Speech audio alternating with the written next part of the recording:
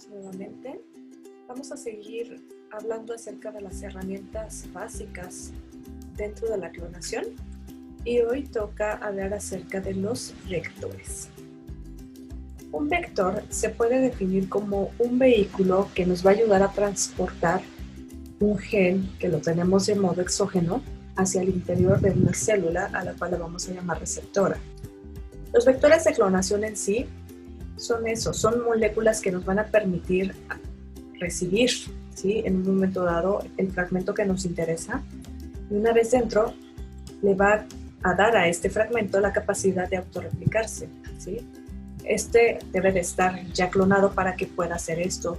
Lo contrario, el mismo fragmento, si nosotros lo metiésemos sin ayuda de un vector, que puede ser también, simplemente toda la batería de defensa de la célula huésped o de la célula receptora lo degradaría. Entonces, para que eso no suceda, precisamente tenemos que hacer uso de los vectores. En realidad, hay diferentes tipos de vectores, como les muestro en la pantalla, ¿sí? Entre ellos están los plásmidos, los cósmidos, los que están derivados de los bacteriófagos y finalmente los de alta capacidad como los BAC o los JAKs. Si ustedes han visto un poco acerca del tema de genomas humanos, tanto BACs y JAKs se utilizaron mucho para la secuenciación, debido a que nos reciben una gran cantidad de material genético. A diferencia de un plásmido, que realmente la cantidad de material genético que puede aceptar es muy reducida. Los plásmidos son moléculas extracromosomales y de tipo celular. Se encuentran en la naturaleza. Hay ciertas bacterias que poseen plásmidos. Sin embargo, los que nosotros utilizamos en ingeniería genética, o como parte de las técnicas de biología molecular, son manipulados genéticamente para que nos aseguremos que tengan al menos 3 de estos componentes básicos. Tienen que tener un origen de replicación. Y esto es porque una vez que lo introducimos a una bacteria, que en este caso serían las E. coli, ¿sí?, necesitamos que éste se autorreplique. Ya que si no contase con este origen de replicación, el plásmido simplemente se integraría al cromosoma y entonces formaría parte del cromosoma bacteriano.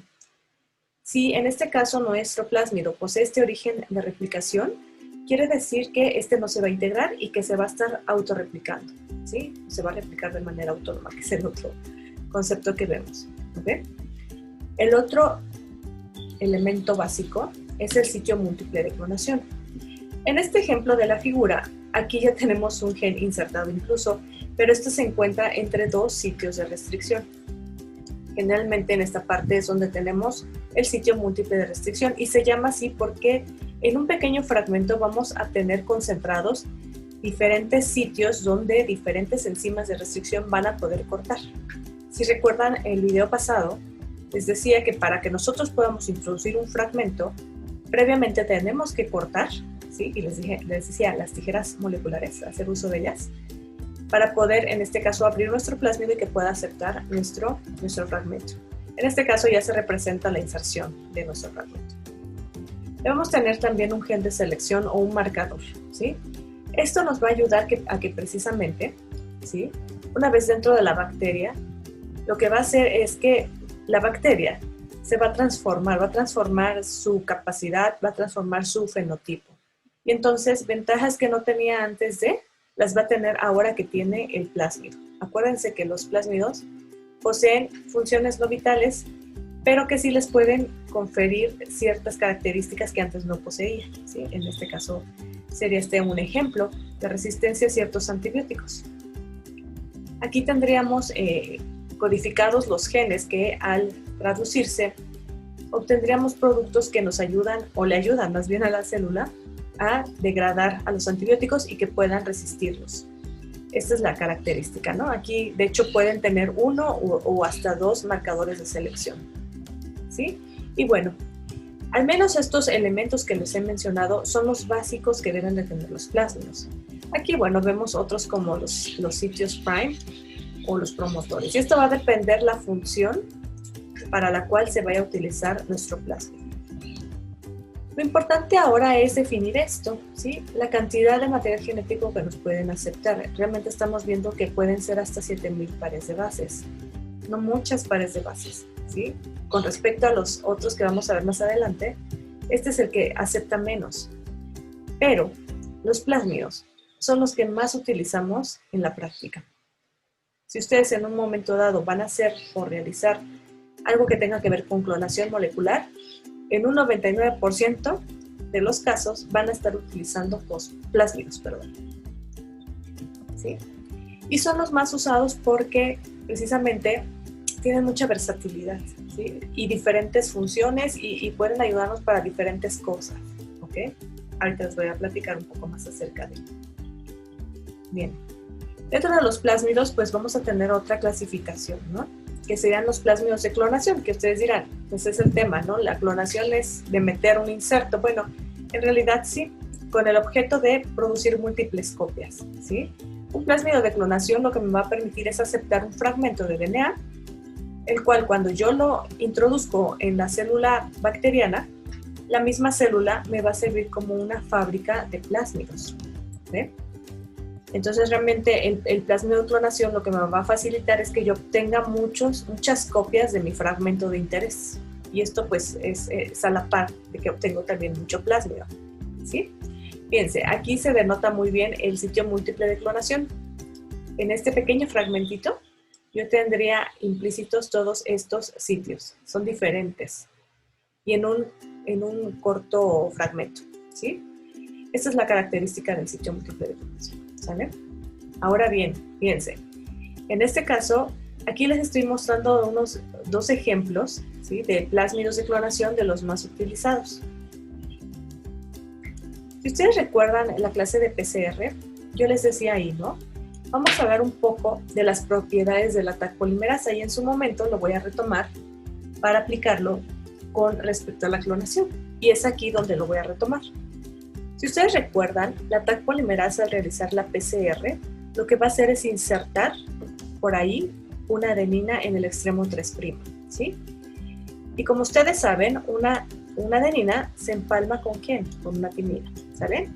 Pero fíjense, esta timina, si ustedes analizan este vector, este es su colita, en sus colitas o en sus extremos 5', va a contener precisamente esta timina sobresaliente.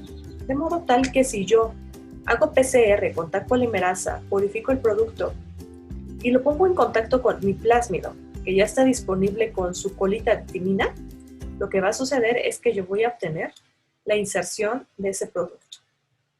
Y va a ser una clonación o una inserción muy sencilla, de alta eficiencia se puede decir, ¿sí? Y que al momento de transformarla en la bacteria yo voy a obtener miles de copias. Es alto número de copias, se dice. Este tipo de vectores como los que les estoy presentando aquí y que son para aprovechar los productos de PCR que provienen de Taq polimerasa, se denominan vectores topo.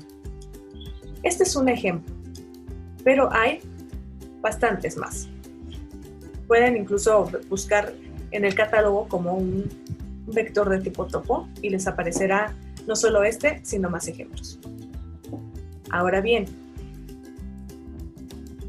otro ejemplo u otra clasificación, estaríamos hablando de los plásmidos de expresión. En este caso, lo que vamos a ver es que este se va a caracterizar porque su sitio múltiple de clonación se encuentra corriente abajo de ¿quién?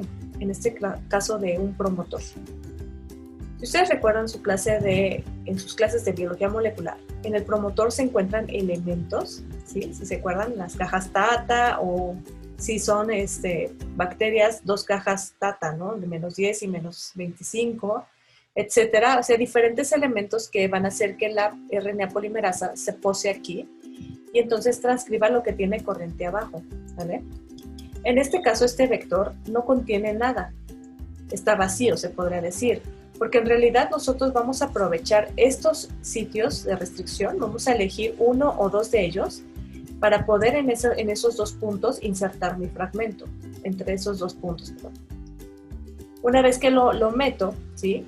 Yo lo voy a introducir a la célula huésped y entonces la maquinaria de esa célula va a hacer que se transcriba lo que yo tengo corriente abajo de mi promotor, ¿sale? Por ejemplo, en este caso, el plásmido en sí me está poniendo ya incluso la señal de terminación de la transcripción en este punto. Es decir, tiene más elementos de los que yo había dicho anteriormente, pero tiene los básicos, que sería, en este caso, el gen de resistencia. Y no tiene uno, tiene dos. Orígenes de replicación. En este caso siempre vamos a observar que los orígenes de replicación pueden tener al menos uno, y ese al menos uno siempre va a ser para hacer la transformación en Escherichia coli, porque más adelante vamos a ver que las cepas de E. coli son necesarias en el trabajo de clonación, independientemente si yo la construcción final la voy a utilizar en plantas, en línea celular o en otro tipo de organismos. El protocolo siempre va a indicar hacer en este caso la selección en E. coli. Por lo tanto, lo que requiero es que una vez que yo introduzca mi construcción, esta no se integra. Si recuerdan, el origen de replicación hace que el plásmido no se tenga que recombinar con el cromosoma bacteriano, sino que esté de manera independiente, porque después yo voy a recuperar solamente el plásmido. Entonces, si se dan cuenta, aquí no solo tengo uno, tengo incluso hasta 3 orígenes de replicación. Pero particularmente este me sirve para transformar en células de mamíferos. Este promotor también que yo tengo aquí está clasificado como un promotor que lo va a reconocer una célula de mamífero. Tiene ciertos elementos que esto hace que funcione literalmente en una célula o en línea celular, por así decirlo, que provenga de mamífero. ¿Sale? Y tengo aquí pues diferentes elementos más, aparte de los que yo ya había mencionado anteriormente, ¿sí? Aquí en este caso, pues mi sitio múltiple de clonación sería este, es el tercer elemento, ¿no? Básico. Aquí ya tenemos otros elementos como el promotor, ya lo hemos mencionado, la terminación de la transcripción, etcétera, ¿sí? Que son aparte de los 3 que ya había mencionado. También tenemos aquellos que son plásmidos que los denominamos de expresión controlada. En este caso me voy a regresar un poquito al anterior. Este promotor se considera constitutivo y de expresión fuerte. Es decir, una vez que yo lo introduzca en la línea celular, vamos a suponer, en cuanto yo lo introduzco y empiezan a expresarse los genes, a partir de ese punto se empiezan a expresar en alto número de copias y de manera constitutiva, ¿sí? Es decir, no está sometido a ninguna regulación.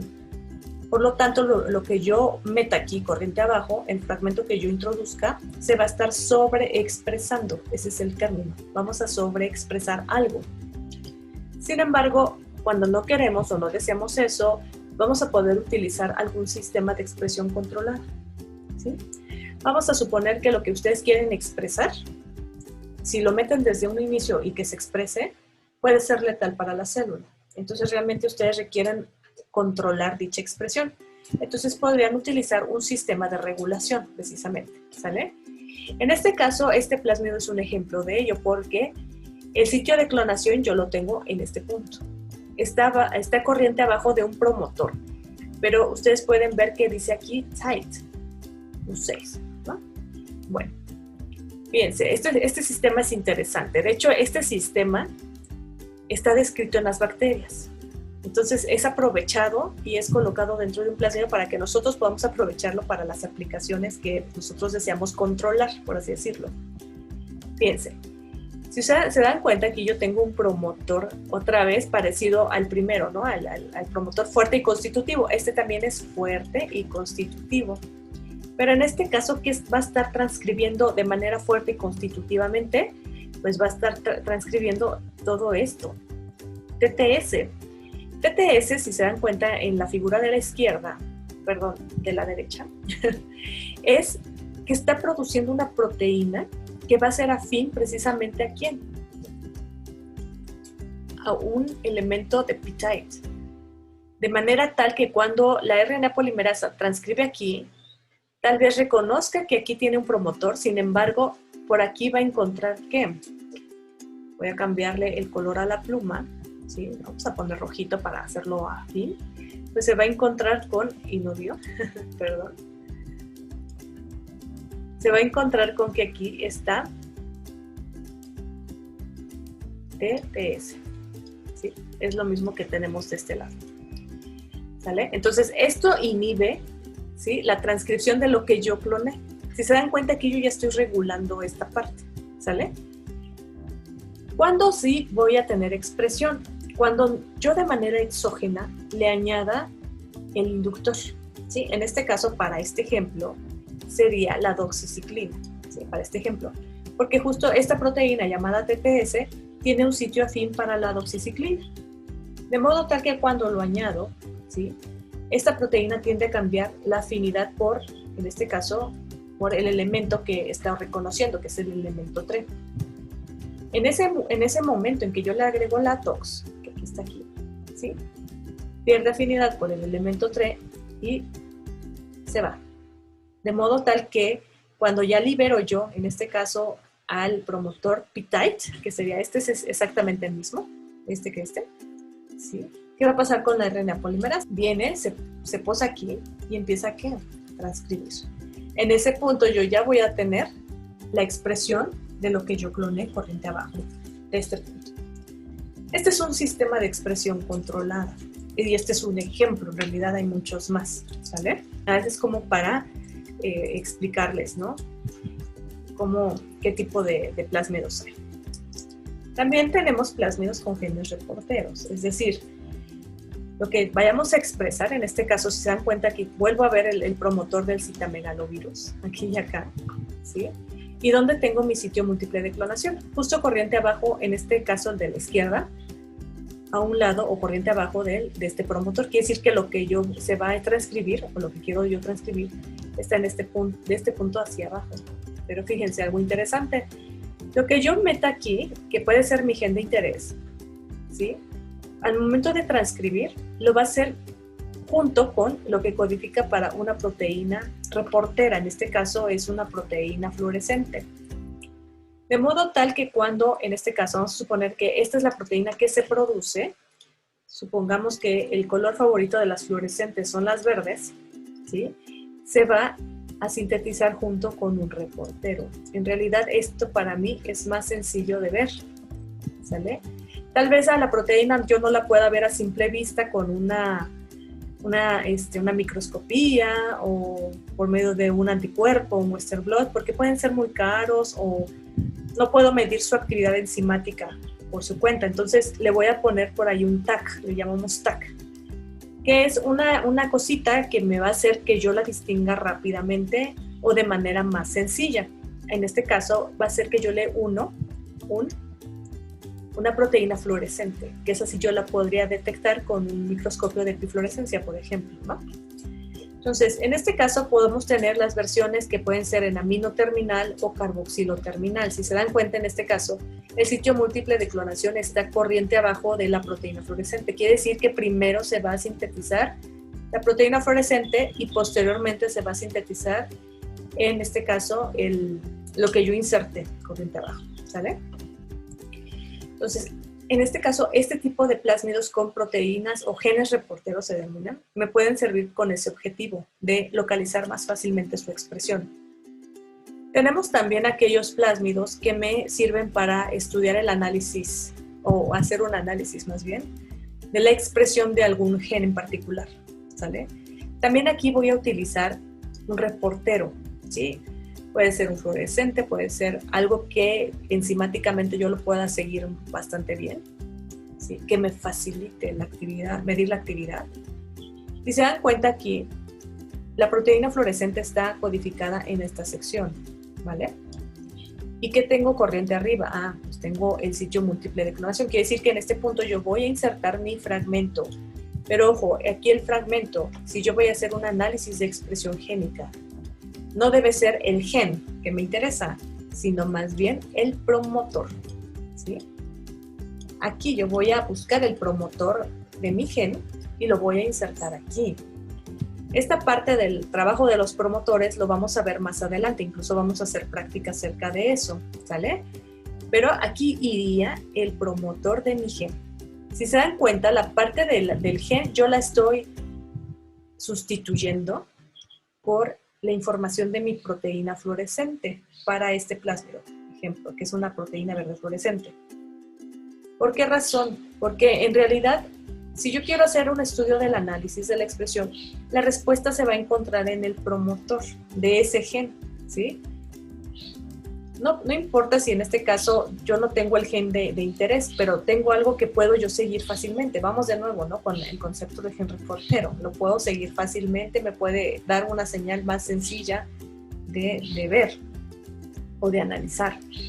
Por esa razón es que este tipo de vectores les llamamos promotor-less, o sea, el término less significa sin promotor.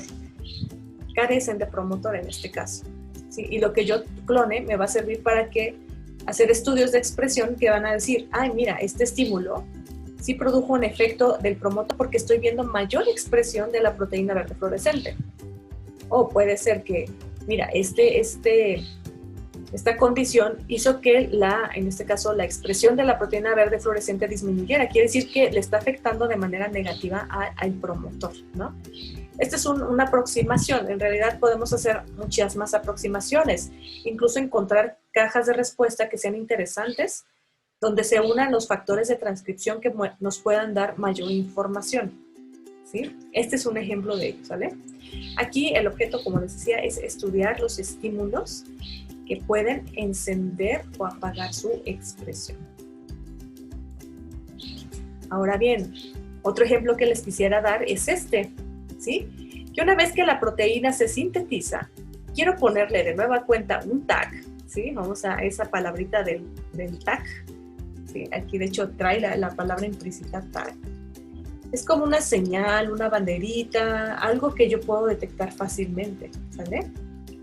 En este caso, por ejemplo, de mito, ¿sí?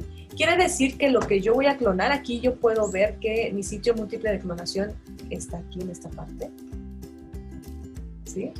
Aquí yo tengo el promotor del citomegalovirus, aquí incluso tiene un enhancer. Si ustedes recuerdan, los enhancers son aquellos elementos que van a potenciar aún más el efecto del promotor, para que se produzca con más fuerza la proteína o el marco de lectura que yo le estoy poniendo corriente abajo. Y esto funciona un poco similar a lo que les decía de genes reporteros, ¿sí? Lo que yo clone aquí, ¿sí? Vamos a suponer que yo clono esta parte, y entonces me va a producir mi proteína, pero aparte le va a poner aquí una pequeña señal, ¿sí? Está en azul. Esta es mi señal, este es mi tag, ¿sí? Este es mi tag. Pero esta señal en realidad es un péptido pequeño que por sus condiciones, o más bien por sus propiedades de hidrofobicidad o que sean hidrofílicos, etcétera, dependiendo sus propiedades, es que lo va a dirigir a un X organelo. Por ejemplo, les decía, este en particular lo manda a mitocondria, ¿sí? Lo que yo voy a expresar con este plásmido va a ser que cuando se traduzca, se dirija hacia la mitocondria, ¿no? Y podemos tener muchos ejemplos. Por ejemplo, en la industria farmacéutica, lo que es muy utilizado es que el producto que se produce dentro de la célula es un antibiótico, vamos a suponer. Pero lo más económico sería que lo saque, ¿no? Porque el proceso de rompimiento celular y luego que la purificación, etcétera, es muy costosa. Entonces, yo diseño algo que la célula va a producir dentro de su maquinaria, ¿sí? En los liposomas, etcétera. Pero cuando se traduce, lo que hace es que lo expulsa hacia el exterior de la célula, ¿no? Le ponemos un péptido señal que hace que ese péptido lo dirija el producto hacia el exterior. De modo tal que la purificación me resulta más económica porque es mucho más sencilla, ¿no? Me resulta más económico purificar a partir de un sobrenadante al tener que hacer todo el lisado y hacer pues todo el procedimiento para poder extraer y purificar la proteína. Ahora bien, existen otro tipo de vectores. Si ya hablamos que vamos a clonar más de 7,000 pares de bases, incluso podemos como límite 10,000 pares de bases. Si son más de esta cantidad, entonces hay que pasar a otro tipo de vectores, porque por la cantidad, ¿sí? Realmente se complica mucho. Y es por esto. Imagínense ustedes que pues la célula tiene un tamaño de poro indicado, ¿no? Determinado. Sin embargo, nosotros cuando queremos meter un plásmido, vamos a suponer que es esto, obviamente está más en su forma súper enrollada. Entonces sí lo puedo yo meter hacia el exterior. Pero si en este momento yo crezco, ¿sí? Meto 20,000 pares de bases en un plásmido, pues me va a quedar una cosa así, ¿estamos de acuerdo? Que Esto súper enrollado pues va a ser un poco más grueso. Pues realmente esto va a estar impedido. Por esa razón es que no podemos trabajar cantidades muy grandes de material genético en un plásmido. Entonces hay que pasar a otras opciones. La siguiente opción en cuestión de capacidad son los bacteriófagos, porque en este caso, como ustedes ven aquí en esta parte de mi pantalla, estamos viendo que esta sería la representación del genoma de este fago en particular. La ventaja de esto es que nosotros podemos incluso sustituir una tercera parte del genoma por el gen que nos interesa o el fragmento de DNA que nos interesa. Lo podemos sustituir. ¿Y qué creen? Que en este caso el fago no se altera en cuestión de empaquetamiento, es decir, solamente vamos a resguardar esas partes del genoma que son las partes de los extremos para que pueda en ese momento empaquetarse de manera, como les dijera, in vitro se dice. ¿Vale? ¿Y qué es empaquetamiento in vitro? Es que se va a formar, ¿sí? Obviamente tenemos que ponerle ahí otros ingredientes, por así decirlo, para que se pueda formar en este caso la partícula viral, ¿sí? De tal manera que en esta parte de adentro ya tendríamos aquí nuestro fragmentito de interés, ¿sale? Es más o menos como el siguiente esquemita que les muestro aquí. Aquí tendríamos el ADN del virus, el gen que nos interesa clonar, y de alguna manera los recombinamos. Esto siempre con ayuda de las enzimas de restricción. Hacemos el empaquetamiento in vitro para generar nuestro virus, para que finalmente nosotros podamos infectar a una célula. Esta célula, les decía, otra vez aquí estamos hablando de E. coli.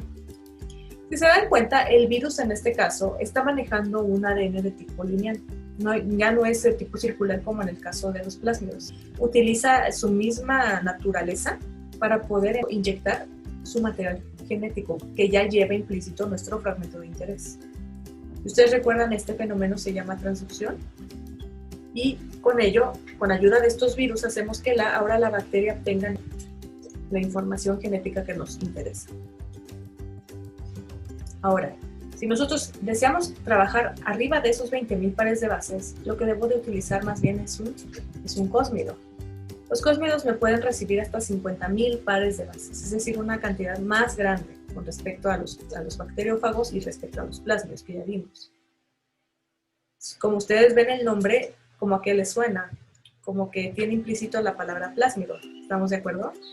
Y efectivamente, en realidad los cósmidos son un híbrido entre lo que es un plásmido y lo que es el genoma de un bacteriófago, porque en este caso posee los sitios COS que provienen de este organismo, o de este microorganismo más bien. Vamos a ver que también tiene parecido al plásmido porque poseen un origen de replicación, poseen genes de resistencia y también posee su sitio múltiple de clonación, en este caso sería aquí, porque es en este punto donde nosotros vamos a insertar lo que nosotros deseamos, ¿sí? Por ejemplo, aquí podemos insertar toda una ruta biosintética, ¿no? Siempre y cuando estén en esas 50.000 pares de bases, ¿sí? ¿Podemos lograrlo? Sí.